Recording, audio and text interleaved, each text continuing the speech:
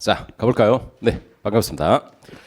자, 최근에 쳤던 여기 채용 1차 경찰학 문제를 한번 봅시다. 네, 요 출제위원이 아직 신분을 밝히지 않았는데 조만간 누가 출제했는지 드러나겠죠. 뭐 뻔히 드러날 겁니다. 자, 그럼 둘째치고 이번 채용 문제는 일단 올해 쳤던 가장 우리에게 타겟이 되는 시험이라는 점에서 의미가 있고, 그리고 좀 무난하게 냈죠. 그래서 이번에는 난이도가 조금 낮아졌는데, 그러나 이거 가지고 앞으로 이렇게 나왔구나 하고 착각하시면 안 됩니다. 알겠죠? 우리 경감부에서는 이거보다 난이도가 더 올라갈 겁니다. 혹시나 방심하지 마시고. 그러나 최근 문제들은 이 경향을 알기에는 굉장히 중요하기 때문에 저와 함께 스피드하게 한번 체크해 보도록 하죠. 동강생들은 자료 네이버 카페 팩트 경찰학에도 있고 강의 옆에도 첨부해뒀으니까 한번 보고 갑시다. 스피드하게. 네. 다행스러운 것은 전반적으로 본다면 우리가 지금 진행하고 있는 이 교재에서 딱 한 문제 판례 제외하고는 내용적인 것들에서는 다 들어왔다는 것. 그래서 거의 만약에 우리가 진도를 이걸 제대로 나갔었으면 끝까지 갔었으면은 최소한 38, 9문제는 맞추지 않았을까. 배운 범위 내에서. 그래서 또 어떤 것들은 제가 이게 중요한 포인트다라고 제가 수업 시간에 굉장히 포인트를 강조하고 있죠. 그 포인트대로 함정파는 것들이 진짜 많죠. 그러니까 출제위원이 보는 거나 내가 보는 거나 똑같다고. 알겠죠? 그러니까 이건 누구든지 출제할 수밖에 없고 경찰학을 좀 전공하고 아는 사람이라면 이걸 건들 수밖에 없는 거죠. 또 경영학 특징이 것은 이번에 그 실무정한 문제도 한번 나눠드렸는데 아주 잡다. 그러니까 시행 세칙에 있고 막 이런 것들 있죠. 이런 것들을 거의 피하죠. 이게 아주 중요한 경향이에요. 그런데 아직까지도 그런 잡다한 공부를 제가 하지 말라라고 했는데 계속 그런 거 붙잡고 있으면은 막판에 경찰학을 진짜 놓아버리게 됩니다. 알겠죠? 네, 그런 점을 감안하면서 자, 우리가 한번 보죠. 자, 1번 보시면은 자, 영미법계 국가에 대한 경찰 설명 적절하자는 것 했는데 자, 1번 이건 시민으로부터 부여받은 자치권. 이 자치권이 영미계에서 핵심이죠. 여기에 대해서 대륙계의 핵심 뭐였습니까? 통치권. 자치권과 통치권의 이 두 개념을 알고 있어야 되는 겁니다. 알겠죠? 네, 우리 좀 스피드하게 하겠습니다. 자, 두 번째. 영미법계의 경찰 개념은 국왕의 절대적 권력으로부터 유래된 경찰권을 전전하다. 틀렸죠? 좀 전에 제가 자치권과 통치권의 개념을 썼잖아. 그렇죠? 그래서 자치권이 영미계의 가장 중심이 되기 때문에 이런 질문은 틀리게 됩니다. 그리고 3번 같이 국민을 수평 협력 관계로 본다. 이거는 굉장히 중요한 영미법계의 특징이죠. 네, 이런 것들을 놓치면 안 됩니다. 네. 설사 이거 풀어가지고 여러분이 절반밖에 못 맞았다 하더라도 슬퍼할 필요 없습니다. 우리는 준비해가는 과정이니까 아직 경감부 시험은 남아있죠. 그래서 어떻게 준비해야 될지를 그걸 반추하시면 됩니다. 자, 2번 갑니다. 2번. 요 근거 페이지들을 넣어놨으니까 한번 보도록 하시고 뒤에 가면은 기본서 다 페이지 다 있는데 다 찾기가 조금 시간상 어제 감기 걸려가지고 안 넣었는데 우리 책에 다 있습니다. 자, 2번 보시면은 기억니에 대할 것으로 가장 적절하지 않은 것은 자, 이것과 이것의 구별은 프랑스에서 유래된 것으로서 자, 프랑스에서 유래됐다라고 한다면 기본적으로 봐야 될 게 행정경찰과 사법경찰의 분리.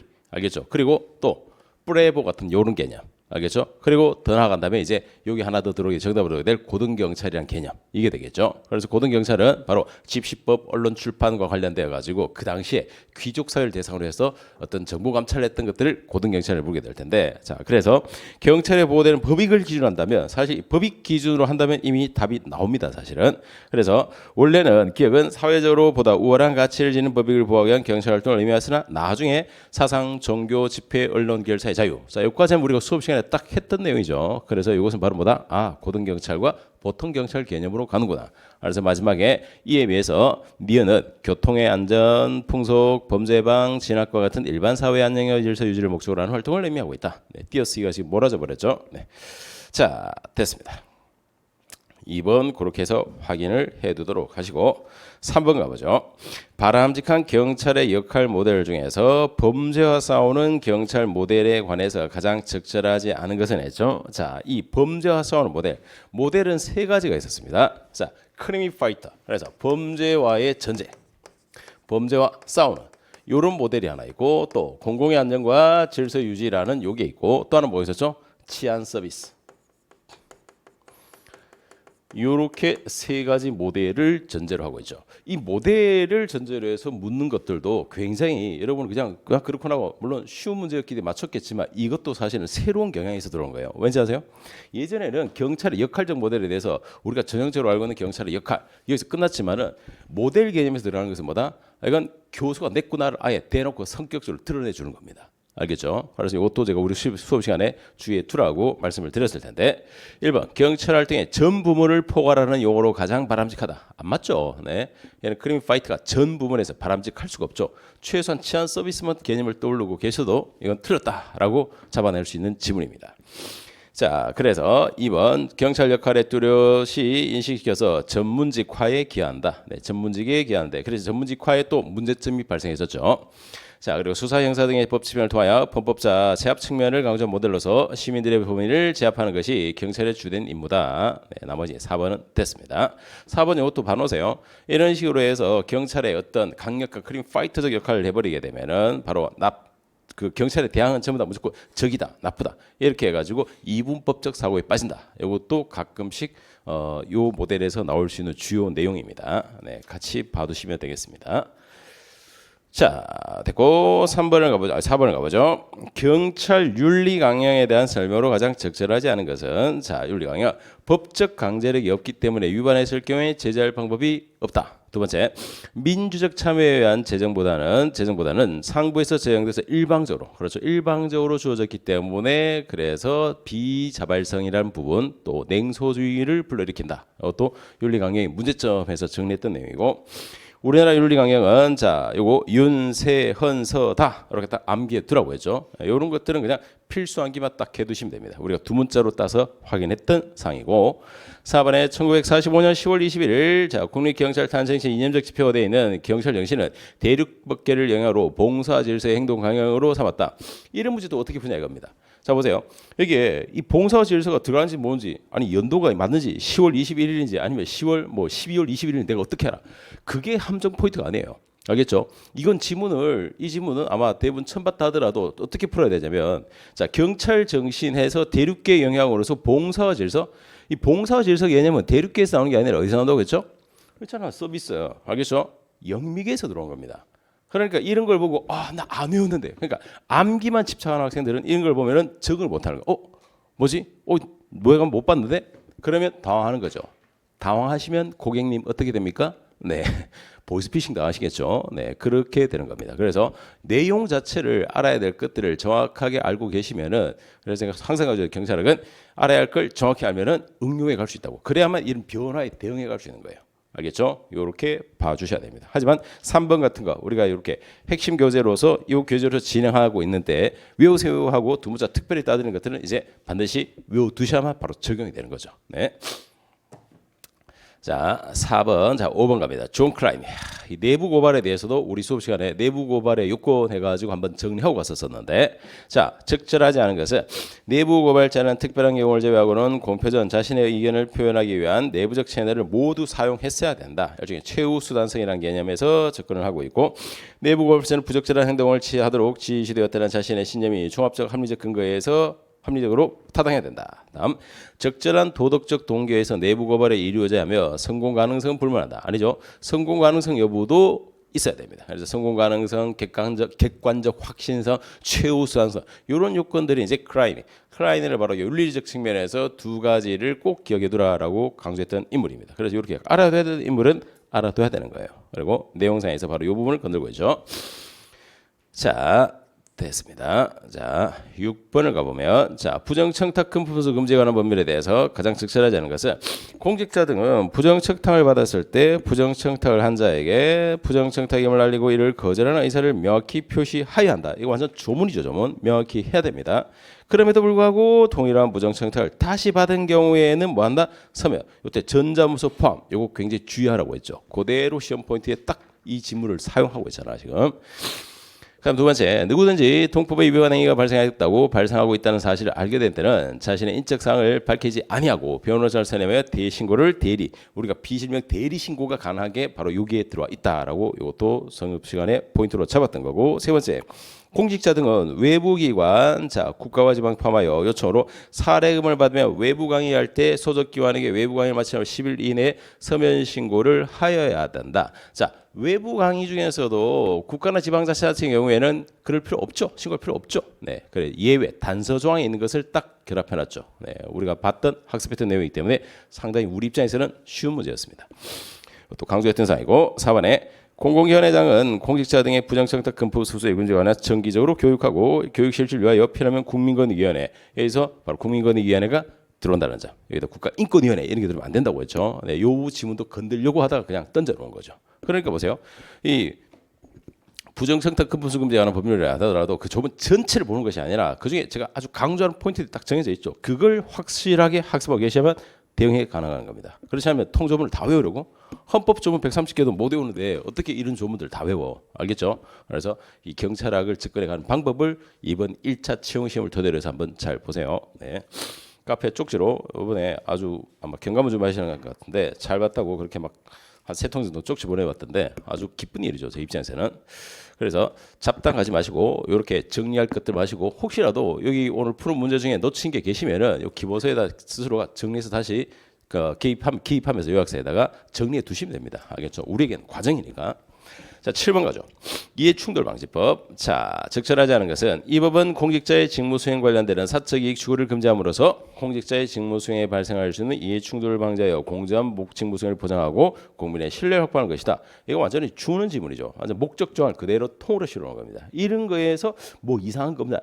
이런 걸 찾는다? 이거는 객관식의 문제적 감이 없는 거예요. 사실 이런 걸 그냥 통 갑니다. 그러나 국자법이라든가 경지법의 목적적 조항은 굉장히 중요해요. 알겠죠? 민주성이 들어가느냐, 운영성이 효율성이. 그래서 제가 수업 시간에 요거 체크라고 했죠.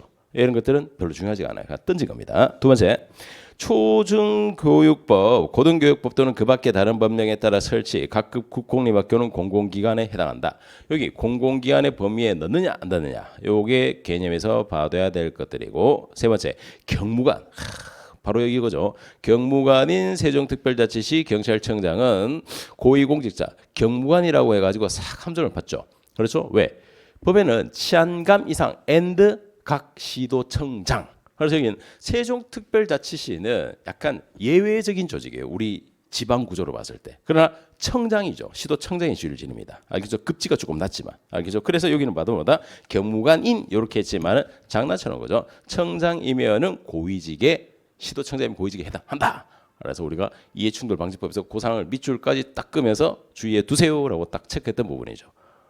혹시 여기 앉아 계신 분 중에 이게 틀려진 사람 있으면은 나오세요. 한 대, 네, 한 대 하트를 날리겠습니다.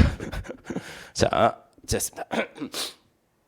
자, 그 다음에 4번 더 보세요. 최근 2년 이내 퇴직한 공직자로서 퇴직일 전 2년 이내에 사적이관계 신고 대상자를 수행하는 부서에서 했던 사람은 사적이관계에 포함된다. 요거는 알아둬도 됩니다. 요 4번 질문. 알겠죠? 네.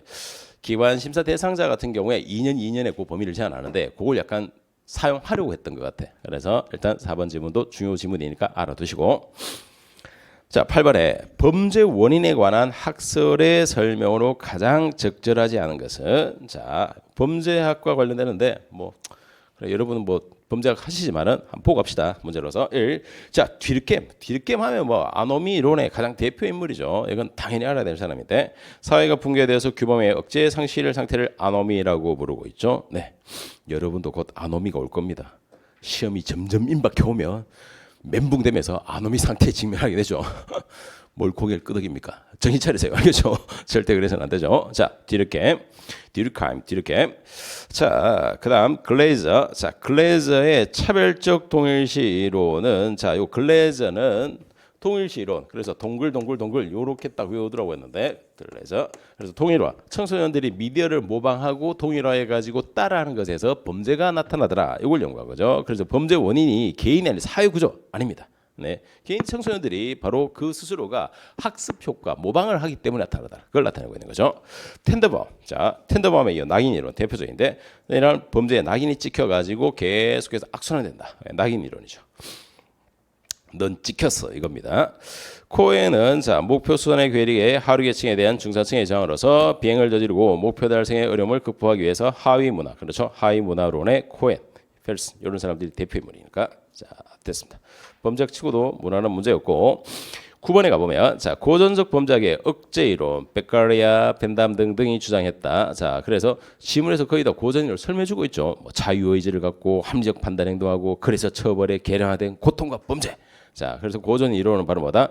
억제성, 처벌을 아주 강력하게 해서 범죄 자체를 억제해버리자 이런 논리를 쓰고 있는 거죠. 네, 그래서 여기에 해당하는 세 가지 요소, 처벌의 세 가지 요소는 신속해야 되고 엄격해야 되고 그리고 무엇이다? 확실해야 되는 요 세 가지 요건. 요거는 당연히 알고 있어야 될 사항입니다. 네, 10번입니다. 범죄 예방이론.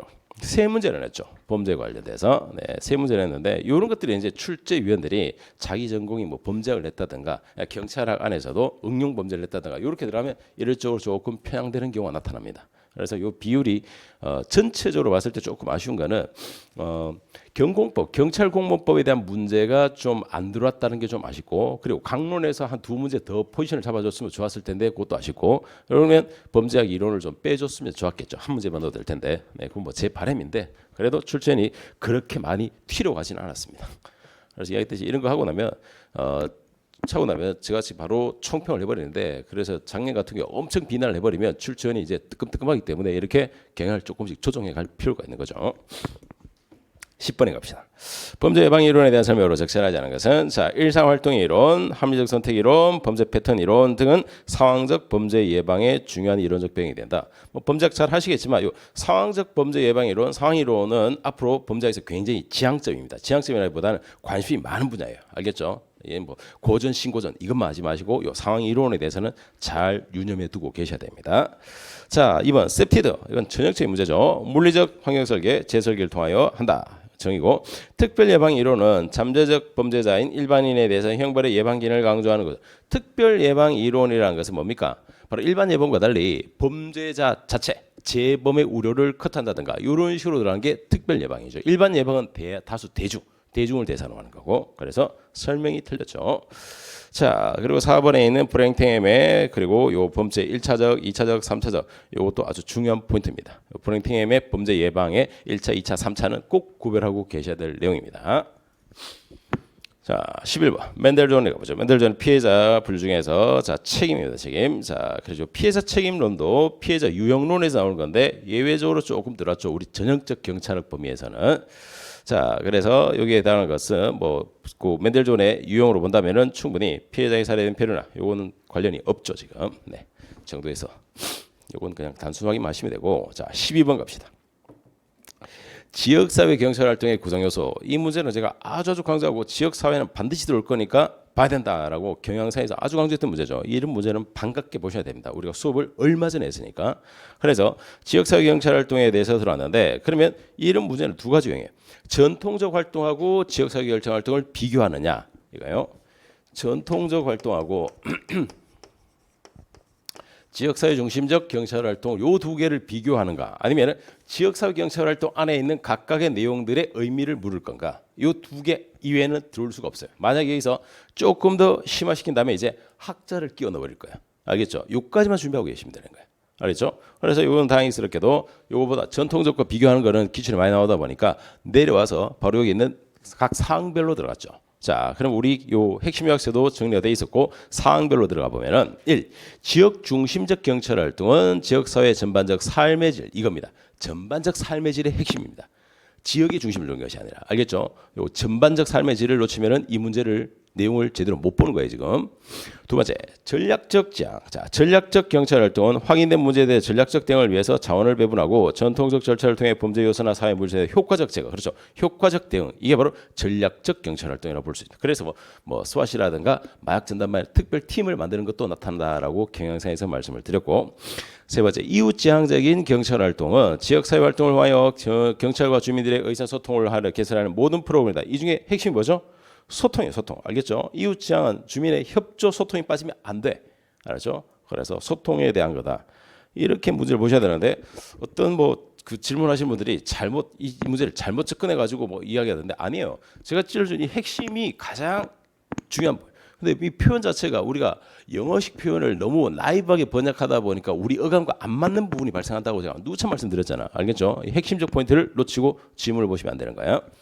네 번째, 문제지향적 경찰활동은 지역 조직의 거주자들이 지역에 관한 정보를 제공하고 경찰과 협동하여 범죄 억제 기능을 하고 있다. 이건 뭐예요? 지금 협력하고 그리고 소통하는 게 뭐라고 했습니까? 전부 다 이웃지향으로 가는 거예요. 이웃지향. 알겠죠? 그래서 뭐가 들어간다? 이 문제지향은 사람 모델로 대표되는 뭡니까? 문제에 대한 분석 그리고 수집 평가 이런 과정이 들어와야만 문제지향적 모델이 되는 거죠. 이 모델. 알겠죠? 요 사람 모형은 알고 있어야 될 중요 모형입니다. 네. 자, 됐고. 13번에 미군정 시기 경찰에 관한 설명으로 가장 적절하지 않은 것은 자, 이 출전이 지금 미군정기 영미계 영국이나 미국에서 유학하고 왔나? 굉장히 좋아하죠. 문제 곳곳에 속아 들어가 있죠. 대륙계 좀 내주지. 자, 이것도 우리가 볼 수 있는 문제인데 경찰이 담당했던 위생사무의 행정경찰사무가 경찰 관리에서 비경찰화. 땡큐. 자, 일제강점기에 치안입법이 제정된 시기로서 바로 보안법이 폐지되고 예비검소법 이거 우리가 두 문자로 정치예보라고 해서 딱 순서대로 외우더라고 있죠. 알겠죠? 그걸 그대로 물었잖아. 출전이 우리 수업을 듣고 냈나? 네. 자화자찬입니다. 알겠죠? 듣긴 뭘 들어? 안 들었겠죠? 네. 그러나 시중에 나와 있는 최신 교재 같은 것들은 굉장히 관심을 많이 갖습니다. 출전이 가게 되면은 거의 다 이제 협회에서 구매해가지고 이렇게 넣어주고 뭐 참고하라 이거지만 똑같이 내지 마라 하지만 그런 본질적으로 내는 건 같이 들을 수밖에 없죠. 그래서 이거 낸다면 거의 순서이기 때문에 바로 이 순서 그대로 여러분은 수업에 바로 했기 때문에 맞춰주셔야 되고 여자경찰제 신설 6인의 경찰 중앙경찰위원회 네. 자 14번 가보겠습니다. 외국 경찰에 관한 설명으로 적절하지 않은 것은 자 11세기 프랑스 앙리 자 브레보 이거는 반갑죠. 프랑스 시작하면 브레보부터 딱 기억하면 되고 그 정권은 그냥 몰라도 되는 거 같잖아. 알겠죠? 네. 설마 여기서 앙리 2세 이런 장난치면 그 출전에 자격이 없는 거야. 알겠죠? 그래서 이런 것들은 통과하시고 브레보 보면 여러분 아싸 하고 넘어가야죠. 두 번째 독일 경찰은 기본법에 제정돼서 자 이것도 우리가 수업 시간에 아주 강조했었는데 독일은 연방과 주를 나눠서 주 단위의 국가 경찰 체제. 그래서 주가 경찰권의 핵심을 갖고 있다고 수업 시간에 딱 강조했던 문장 그대로 들었죠. 이건 아마 우리 기본서 문장과 일치돼 있을 겁니다. 네, 그래서 핵심 내용이 그대로 들어와 있다는 점. 그럼 3번이죠. 영국의 지방경찰은 2011년 경찰개혁 사회책임법 개정을 제정을 통하여 3원제에서 4원제 그래서 영국은 4원제만 보라고 했는데 4원제 자 위원장, 평의회, 청장, 내무장관 4명이 들어왔죠. 변화하여 자치경찰 성격이 약화됐다. 이것도 이 4원제로 바뀌면서 우리 기본서에 보면은 4원제하고 제가 옆에 대시해가지고 자치 강화라고 딱 적어놨습니다. 약화될 수가 없죠. 사원제를 내가지고 지금 뭐합니까? 지역 치안위원장하고 평의회가 들어가기 때문에 뭐하나? 자치 성격이 더 강화될 수밖에 없는 거예요. 그래서 분권화되고 자치 계열에 있는 게 바로 영국의 전통이기 때문에 그 전통을 따라가는 겁니다. 그래서 국가기조청 같은 경우는 영국에서 아주 예외적으로 나타난 좀 약간 대륙계열랑 결합되면 예외적인 장치다라고 수업 때 말씀을 드렸죠. 네, 그래서 이런 것들은 정확하게 맞출 수 있어야 될 거고 4번도 보세요. 개혁을 이끈 인물로서 1인 순찰제 효과 윌슨 그리고 볼머 바로 윌슨과 볼머 이들이 바로 경찰개혁위원회에 함께 활동했다라고 설명까지 드렸던 이 인물을 알아두세요라고 제가 수업 때 명시어로 동화에서 딱 찍어드렸던 사람이죠. 그래서 이렇게 알아야 될 사람을 알면 되는 거예요. 됐죠? 자 15번 법치행정의 원리. 자 요번 문제에서 조금 특이한 것 중 특이한 게 아니라 경영상에서 경찰학 중에서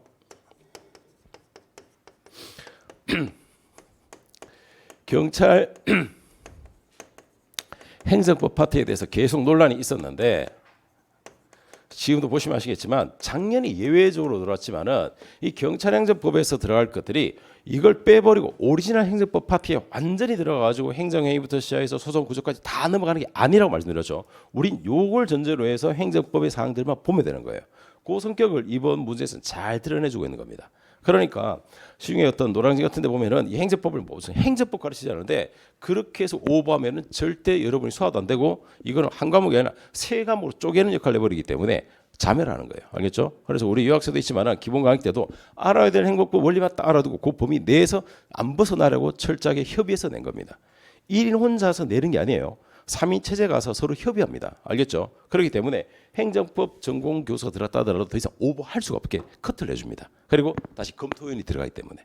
그래서 여러분이 행정법에서 이상한 예외적인 판례라든가 9급, 7급 행정법에서 하고 있는 것들 물론 주요 내용에 겹치는 것들은 제가 기출문제 몇 가지 반영해 드렸지만은 그 외 것들은 그냥 통과하고 책의 골격만 알고 있어도 충분하다고. 알겠죠? 그래서 행정법에 대한 공포심을 잊으시고 하라는 것만 딱 해놓으세요. 자, 그래서 15번. 자, 법치행정의 원칙에 대한 설명으로 적절하지 않은 것은 자, 법률 우위는 종유불문하고 모든 영역에서 적용되고 유보는 법률에 의한 규율을 뜻하므로 위임법에 의해서 기본권을 제한할 수 없다. 위임법, 법률에 근거가 있다면 바로 가능하죠. 네, 법규 명령적 성격까지 진다면 당연히 가능한 겁니다. 우리 기본서와 학습 때도 했고. 16번 가보죠. 국가경찰과 자치경찰 조직 및 운영에 관한 법률입니다. 자, 시도자치경찰위원회에 대한 설명으로 적절하지 않은 것. 나 이 문제 보면서 요거 이틀 전에 우리가 수업하면서 시도자치경찰위원회 이 재의결 주의하라고 이 구조 꼭꼭 봐두라고 강조했었는데 약간 10점 만점 약간 9점으로 약간 한 발 빗나갔는데 사유를 살짝 건드렸죠. 그러나 보세요. 출전이 제가 강조했던 걸 결국 건들 수밖에 없잖아. 알겠죠? 그래서 제2요구에 대해서인데 자, 1. 합의제 행정기관. 이게 바로 뭐다? 국가경찰위원회와 달라지는 점이죠. 그래서 이 지문을 1번을 넣고 두 번째 위원은 시도의회가 추천하는 둘, 하나, 둘. 자, 이건 단순 암기로 자,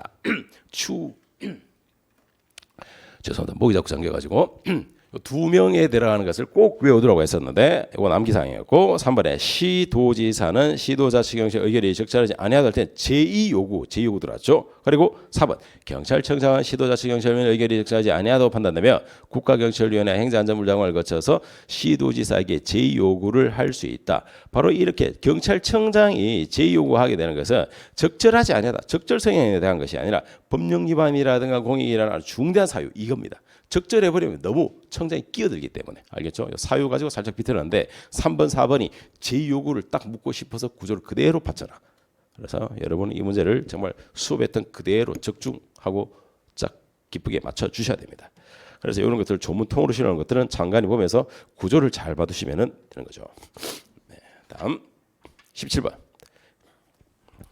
적절하지 않은 것은 경찰관은 불신검문 대상자 해당 여부를 판단할 때 불신검문 당시의 구체적 상황은 물론 사전에 얻은 정보나 전문적 지식 등을 통하여 불신검문 대상자를 객관 합리적 기준 자 그래서 혐의가 있는 것을 만다할 수는 없다. 됐고 술에 취한 상태 자 또는 자기 타인의 생명 신체에 위해가 있을 경우에 피고자에 대해서 보호 조치 즉 이건 임의적이냐 아니냐 요거 가지고 문제를 냈었죠. 세 번째, 경찰관의 경고나 제지는 범죄가 목전에 행하려고 하고 있다고 인정될 때 이를 예방하기 위해 이루어지는 조치로서 범죄가 계속되는 중 그 진압을 위해서는 행하여질 수가 없다. 그 진압을 위해서도 당연히 할 수 있죠. 네, 이건 당연한 논리고 범죄 예방 정지 6조를 전제로 해서 냈던 거고 4번은 됐고 18번에 가시면은 장비입니다. 장비 사용. 1번에 경찰관은 장비에 임의의 장치를 부착하여서 다른 생명 위협을 끼치지 않는다. 불법 개조 하지 말라 이거고 두 번째 경찰청은 위해성 장비를 새로 도입하는 경우에 이 장비 도입은 항상 중요한 부분들이죠. 자 여기서는 안전검사 실시 의무적으로 해야 되고 결과 보고서를 국회 상임위원회에 해야 되고 외부 전문가 참가해야 되고 이게 만약 더 낸다면 날짜를 묻게 되겠죠. 외부 전문가가 30일 이내에 검사하고 그리고 3개월 내에 국회 소관위원회에 보고하고 이 날짜를 뺐지만은 이게 항상 전형적으로 알아야 될 내용입니다. 3번은 경찰관이 농성진압 과정에서 경찰 장비를 적법하게 사용하였더라도 상대방이 그로 인하여 생명 신체에 대한 위해를 면하기 위하여 대항하는 과정에서 경찰 장비를 손상하셨다면 이는 현재 부당한 침해에서 벗어난 행위로서 정당 방위에 해당한다. 자, 요 정당 방위에 해당한다. 요 문제가 이제 판례에서 대법원 판례 최근 판례에서 나타난 건데 그래서 요 부분이 반대로 해당한다가 아니고 반대로 돼 있죠. 요 판례가 우리 교재에서 살짝 빠졌던 판례입니다. 요 문제가 제일 좀 아쉬운데 자 됐고 판례고 대법원 판례 2016년에 16년이 가장 최근 겁니다. 16년에 나온 것들이니까 나중에 카페도 판례 내용을 올려뒀으니까 한번 참고로 보여주시면 되고 이 판례는 알아두세요.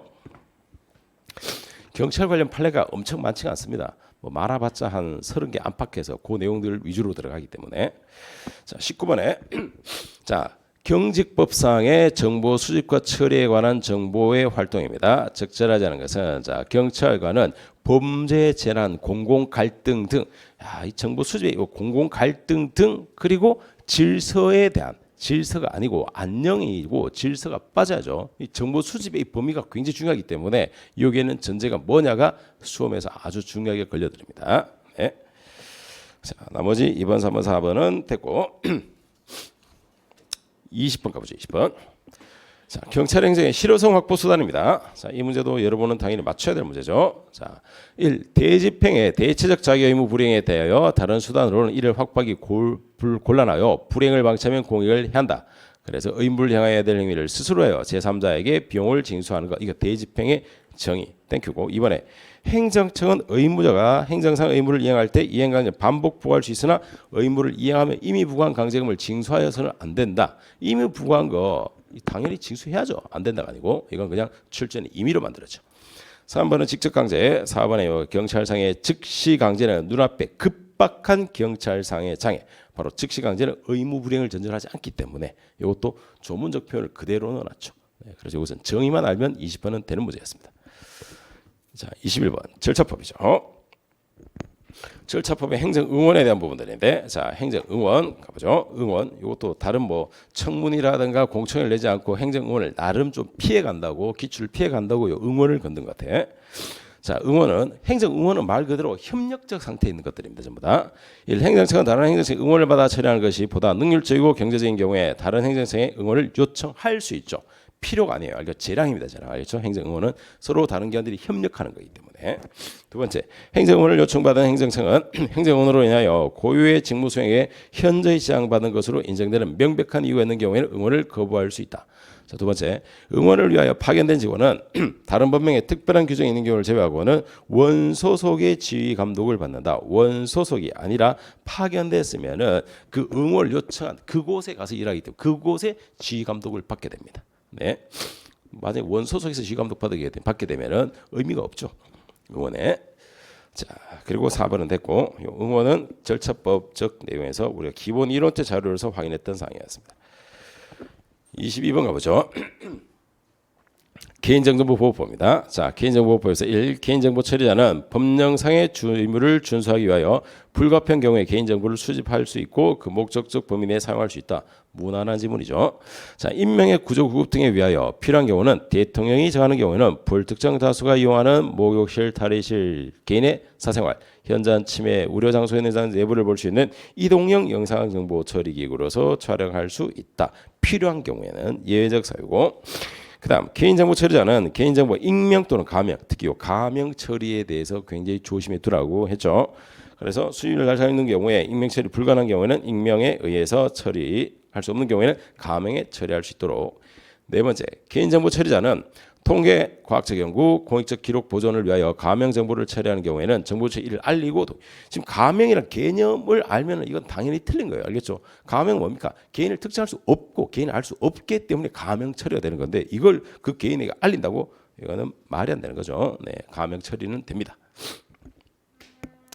23번에 오셔서 자, 적절하지 않은 것은 1번에 직무를 수행한 공무원의 성명, 직위 등의 개인정보보호법에 따른 개인정보로서의 공개될 경우에 사생활. 여기 성명과 직위는 공개해. 개인 전화번호는 공개하지 않습니다. 하지만 예를 들어 뭐 조직의 전화번호 뭐 02에 뭐 872에 얼마다. 이건 다 공개하는 거예요. 알겠죠? 개인 핸드폰, 사적 이런 건 공개하지 않는 겁니다. 성명, 직위는 공개하도록 되어 있습니다. 네.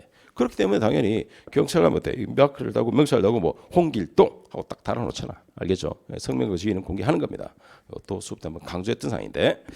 자, 두 번째, 피의자 신문조서에 기재된 사항들의 인적사항 이외에 진술 내용 역시 개인의 사생활의 비밀, 자유를 침해할 우려가 있다고 인정되는 경우 비공개 대상 정보에 해당. 3번에 수사 기록 중에 바로 이런 보고 문건 등의 실질적 내용을 구체적으로 살펴서 수사의 방법 절차 등에 공개됨으로써 직무수행에 현저히 곤란하다고 인정할 만한 사유가 있으면 비공개 예외 사유를 다 외울 필요는 없습니다. 이런 것들이 비공개이다라는 사항만 확인하시면 되겠죠. 4번은 당연히 현진 지장 안 되겠죠. 자, 밑에 고차 됐고 넘어오셔서 24번에 자, 손실보상입니다. 우리가 진도 나갈 파트들인데, 자, 적절하지 않은 것은 국가는 경찰관의 적법한 직무집행으로 인해서 손실보상의 원인이 되는 책임 있는 자가 자신의 책임에 상환한 정도의 생명, 신체, 재산, 이 손실보상의 재산적 범위도 들어온다는 점, 자, 보상을 하고 정당한 보상입니다. 두 번째, 적법한 직무집행으로 인하여 항상 위법이면 안 되죠. 적법입니다. 적법한 것으로 인하여 손실을 보상받는 보상금 지급 청구서에 손실 내용, 금액을 증명할 수 있는 서류, 그리고 사건을 발생한 관할 또는 국가경찰장에게 제출. 보상금은 다른 법률에 규정에 있는 경우를 제외하고는 현금으로 지급이 원칙입니다. 원칙. 예, 원칙은 그렇고 예외까지는 안 가셔도 되고. 자, 소속 경찰 공무원의 직무집행으로 인하여 발생한 손실보상 청구 사건을 심의하기 위하여 시도경찰청, 지방해양경찰청, 경찰서, 서 단위까지 손실보상에 대한 게 들어가지 않습니다. 청과 시도청까지만 갑니다. 경찰서까지 가지 않아요. 경찰서에 가는 것은 범죄보상, 알겠죠? 그건 서까지 들어가는데 손실보상은 시도청까지만 갑니다. 그 점에서 우리가 비교 정리했던 부분들이고 위치 찾기 문제였죠. 자, 25번 국가배상에 관해서 적절하지 않은 것은 자, 판례를 하더라도 졸지 마시고 경찰관이 부작위입니다. 부작위를 이유로 안 했다 이거죠. 국가배상 책임을 인정하기 위해서는 법령 위반의 형식적 의미의 법령에 명시적으로 공무원의 자기 의무가 규정된 데 이를 위반한 경우에 의미하고 인권, 권력 등등등등 준칙에 위반한 경우, 즉 불문법상의 조리상의 위법도 국가배상에서 위법으로 가죠. 당연히 알겠죠. 성문법만 하는 게 아니었습니다. 네, 우리 기본서에 있는 표현 그대로 들었던 것들이죠. 네. 국가배상 위법성을 넓게 잡아준다고 했죠. 공무원의 범위도 넓게 잡아주고 그래야만 국민에게 더 많은 배상을 해줄 수 있기 때문에.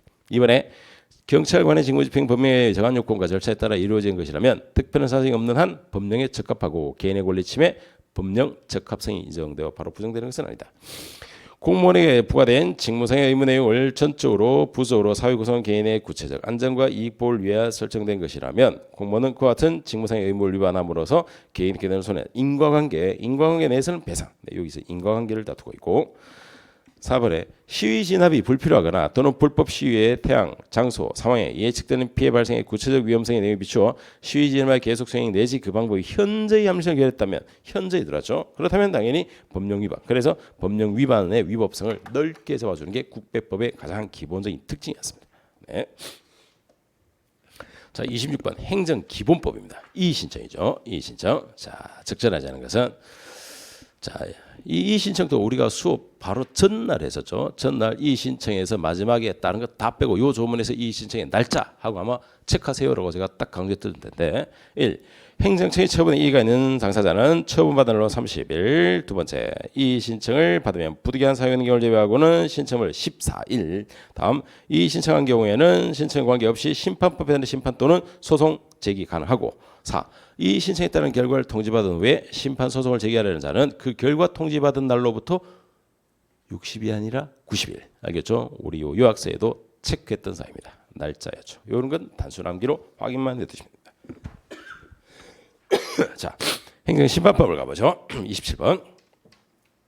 심판법이라 해서 심판의 세부적 내용까지 들어가지는 않지만은 심판의 기본 골격만 알고 있으면 되는 거예요. 그걸 딱 여실히 드러내 주는데 1. 심판 청구는 서면이죠. 서면. 자, 그다음 2. 시도경찰청 처분 부작위에 대한 행정심판 청구에 대해서는 경찰청에 두는 틀렸죠. 이것도 우리 핵심 요약서 222페이지 보시면 표로 딱 만들어 가지고 넣어놨는데 그 상 그대로 넣어놨죠. 그리고 나머지 개별 심판위원회를 여러분이 다 하실 필요 없습니다. 알겠죠? 우리 경찰과 관련되는 거 딱 알아두시면 되는 거예요. 3번에 위원회 처분 일시정지되고 4번에 행정심판위원회는 심판 청구 이유 있다고 인정되는 경우에도 이를 인용하는 것이 공공보물의 크게 위배다 인정되면 뭐한다? 기심판 청구를 기각하는 재결을 할 수 있다. 이게 바로 뭡니까? 사정재결. 그래서 사정재결을 알아둬야 됩니다라고 아주 강조했던 사항입니다. 사정재결. 자, 28번 가보죠. 물리력 행사 기준, 요거는 이제 규칙에서 들어왔던 문제인데, 요 문제는 뭐 당연히 요건 단순히 암기로만 딱 해도 되는 문제였습니다. 네, 물리력에 대해서 정도에 따라서 협조 상태와 물리력의 상태를 가지고 물어졌죠. 네, 여기에 나머지 빼고 3번 같은 손바닥 등에 대해 가격이 나오면은 요거는 아주 적극적, 나머지 저위험인데 가격은 폭력적 상태까지 가는 거고 마지막은 뭐 치명적인 급소. 알겠죠? 네, 언어로 통제하고 그다음에 잡기, 그다음 뭡니까? 꺾기. 이런 순서로 내려가게 됩니다. 네. 29번에 조직 편성 원리입니다. 이 원리도 수업 범위 안에서 들었던 건데, 자, 업무의 종류 쭉 들어가서 구성원에 관한 한 가지 주된 업무를 분담한다. 그래서 이게 바로 분업의 원리에서 들어왔을 때, 자, 1. 이 원리는 구조조정의 문제와 깊은 관련성을 갖고 있다. 구조조정과 직접 관련되는 것은 이 분업이 구조조정과 직접 관련되지 간접적으로 관련되는 거고, 이런 오히려 통솔 범위를 벗어나 통솔 범위가 좀 더 적절하게 들어갈 거고, 두 번째, 이 원리는 업무에 따른 신속한 결단과 내용의 지시가 단일한 명령 계통 하나로 가야 된다. 이거는 명령 통일을 설명하고 있고, 3번에 이 원리의 장점은 권한과 책임이 계층에 따라 분배한다. 바로 계층제 원리죠. 자, 네 번째, 이 원리의 단점은 정형적 반복 업무 수행에 기인하여 작업에 대한 흥미 상실, 노동의 소외, 인간화, 비인간화, 바로 분업 혹은 전문화 때문인 거죠. 쪼개버리니까. 네, 거기서 비롯되는 겁니다. 30번 문제도 이것도 참 재밌는 문제인데, 재밌다는 의미가 뭐냐면 수업 시간에 이 경찰 예산 재정과 관련돼서 제가 수업 시간에 요 당해냐 해당이냐 요걸 꼭 주의해라라고 한번 언급하면서 흐름을 알려드렸을 텐데, 1월 31일까지 5회계 연도에 해당하는 이상의 기간 동안에 신규 사업 및 경찰청이 정하는 주요 사업 계획에 대해서 기재부 장관에게 제출해야 된다. 이 주요 사업을 경찰청에서 하는 것이 아니라 앞으로 5개년에 해당하는 것들을 이 흐름만 알고 계시면 돼요. 경찰청장이 앞으로 기재부에다가 5회계년도 이상이 되는 것들에 대해서 1월 31일까지 뭐한다? 앞으로 이런 장기적 플랜이 있습니다라는 것 자기가 계획하는 것도 있고, 또 기재부가 국가 공통 사항에서 요거 추진하세요라고 찍어주는 이런 신규 사업들, 알겠죠? 이런 것들이 들어가고, 그럼 거기에 따라서 기재부가 뭐한다? 여기에 따라서 3월 31일까지 예산 요구서의 편성 가이드라인 지침을 내려주고, 그걸 토대로 직접적인 이제 요구가 5월 31일까지 이렇게 들어가는 구조죠. 그래서 여기 경찰청장이 자기 멋대로 신규 사업을 정하고 말고 이렇게 하는 게 아닙니다. 기재부 장관이 정해주는 그런 국가적 사업, 그거 플러스 경찰청에서 자체 조출하고 있는 사업, 이런 것들이 들어가야 되겠죠. 네, 그래서 경찰청장이 주요 사업을 계획을 정하는 게 아닙니다. 이번에 기재부는 국무회의 심의 거쳐 대통령 승인, 그다음 예산 편성 지침을 3월 30일까지 청장에, 지침은 3월 30일까지 통보됐고, 감사원은 제출된 국가결산 보고서를 다음 연도 5월 20일까지 기재부 장관에게 송부. 결산 보고서죠. 결산 보고서니까 5월 20일, 4월 10일, 5월 20일, 5월 30일 결산의 날짜 꼭 기억해 두라고 했죠. 3번 경찰청장은 예산이 확정된 후 예산 배정 요구서를 기재부 장관에게 제출하고, 기재부 장관은 제출된 배정 요구서에 따라서 분기별로 작성하여 심의를 거친다. 예산 항상 분기로 움직인다고 했죠. 하지만 돈은 뭘로 움직인다? 월별로. 자금은 월별로. 예산은 분기로. 이렇게 수업 때 아주 강조했던 상황입니다. 강조했던 것들이 그대로 나오더라고. 31번에 장비 관리 규칙입니다. 장비 관리 규칙. 자, 옳은 것은 무기고 탄약고는 견고하게 환기, 방습, 시설, 총과 설비 완비. 무기고 간이 무기고는 근무자가 24시간 상전은 지구대 파출소 상황실 등, 이건 거의 규정상 그대로라서 우리 교재 수록해 놓은 지문과 똑같고, 집중 무기, 탄약고 열쇠 보관을 일과 시간의 경우에 무기관리부서의 장이, 일과 시간 후에는 당직 책임관이 한다. 자, 경찰 기관의 장은 무기를 유대한 자 중에서 정신건강상의 문제, 요거 개정되면서 형사사건에 기소된 자 들어왔으면 딱 좋았을 텐데, 어쨌든 임의 대상 회수 대상이냐 강제 회수 대상이냐 그거 가지고 지금 문제를 들었죠. 정신건강 문제, 이건 뭡니까?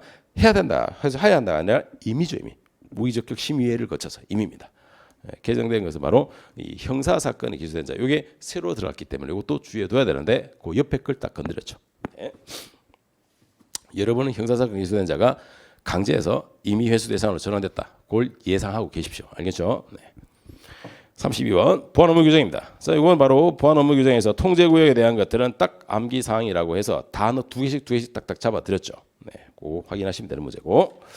33번. 이건 정말 땡큐 문제죠. 이건 뭐 중요 지문이라기보다 그냥 언제든지 확인할 수 있는 문제입니다. 우리 교재도 다 들어와 있었고, 자, 그래서 대중매체의 관계가 공생 관계냐, 그리고 연합하는 관계냐, 그리고 결혼생활의 관계냐, 특히 결혼생활의 관계 마크. 자, 확인할 수 있는 문제고. 34번에 계급제와 직위불제입니다. 직전하지 않은 것은, 자, 직무 분석과 직무 평가에 충실한 수행을 강조하는 것은 직위불제. 직위불제하면 항상 일. 직무, 일을 따라간다고 했죠. 계급제는 항상 뭐 사람, 알겠죠? 그 구조. 이번에 계급제는 직위국 공무제 정책에 유리하다. 그렇죠? 양자는 양립할 수 없는 상호 배타적인 관계가 아니라 결합한다. 그래서 우리도 지금 절충 형태의 결합한 상태를 쓰고 있죠. 그래서 우리는 뭘 더 베이스로 합니까? 계급제를 더 근간으로 해, 직위불제를 근간으로 해. 한국은 요 한국 현실 알아들어 있는데, 한국은 계급제 전통에 직위불제를 가미한 형태예요. 바꾸면 안 돼요. 알겠죠? 지분류제에다가 계급제를 가미한 형태는 미국식이야. 우리나라는 계급제 전통에, 계급제 6에다가 지분류제 4, 6대 4 이 구조라고 생각하시면 됩니다. 네, 이거 꼭 알아놓으세요. 4번 계급제는 통일 직무에 대한 통일 보수, 이게 제가 수업 때 아주 강조했던 보수의 합리화, 합리성 이 문장이죠.